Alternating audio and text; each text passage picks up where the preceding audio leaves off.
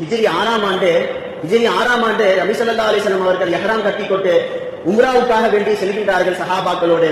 அப்பொழுது அந்த ஹுதைபியா என்ற இடத்திலே தடுத்து நிறுத்தப்படுகின்றார்கள்.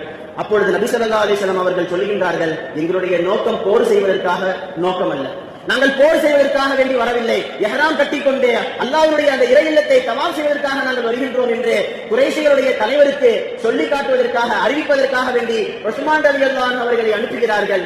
உஸ்மான் ரலியல்லாஹு அவர்கள் மக்கால இருக்கின்ற எல்லாரிடத்திலேயுமே ஒரு நல்ல ஒரு பேர் வச்சிருக்கக்கூடிய ஒரு மனுஷர். அதன் அடிப்படையில் அங்க போறாங்க. போய் தன்னுடைய தந்தை வழி சகோதரருடைய வீட்டுல தங்கிட்டு காலையில குறைஷி தலைவர்களை பார்க்க போறாங்க.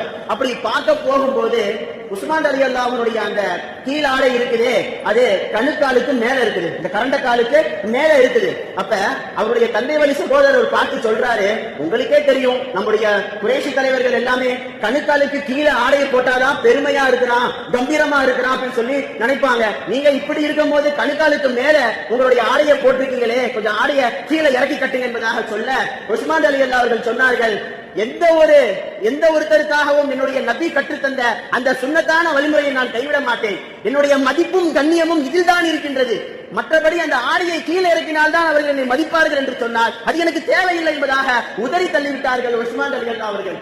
இன்றைக்கு நம்முடைய சமுதாயம் எப்படி இருக்கின்றது, நம்முடைய வாலிப சமுதாயம் எப்படி இருக்கின்றது நாம் சற்று சிந்தித்து பார்க்க வேண்டும். கரண்டை காலுக்கு கீழே போடுறதா ஃபேஷன், அதை போட்டுட்டு அந்த ஷூவை மறைச்சுக்கிட்டு போறாங்க பாத்தீங்களா, அப்பதான் நம்ம எல்லாரும் பார்ப்பாங்க அப்படிங்கிற ஒரு ஐடியத்தை நம்முடைய உள்ளத்துல வாலிபர்கள் படித்து விட்டார்கள். காரணம், கண்ட சினிமாவை பார்க்கிறது, கண்ட ஒரு படங்களை எல்லாம் பார்த்து அதை போல நாமும் உருவாக வேண்டும் என்று நினைக்கின்றார்கள். ஆனால் இந்த உலகத்திற்கு முன்மாதிரியாக அனுப்பப்பட்ட, கியாமத் நாள் வரைக்கும் வரக்கூடிய அத்துணை மக்களுக்கும் முன்மாதிரியாக அனுப்பப்பட்ட நபியினுடைய வாழ்க்கை வழிமுறையை பின்பற்றுவதிலே தவறிவிடுகின்றார்கள்.